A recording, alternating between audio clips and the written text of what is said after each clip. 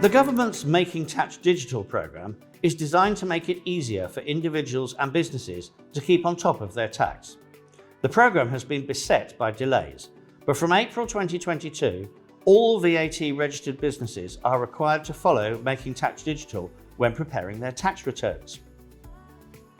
As a result, HMRC may soon own the source of tax data, the accounting records themselves. This could indicate a huge shift of power towards HMRC, but is perhaps a question for another day. So what might the potential benefits of preparing tax returns via Making Tax Digital be? The most common benefit reported by businesses has been that it makes preparing and submitted VAT returns faster. 2/3 of businesses that already use Making Tax Digital say it has reduced the potential for making mistakes when submitting the return. 75% of businesses using it also report that they've gained confidence in their ability to get tax right.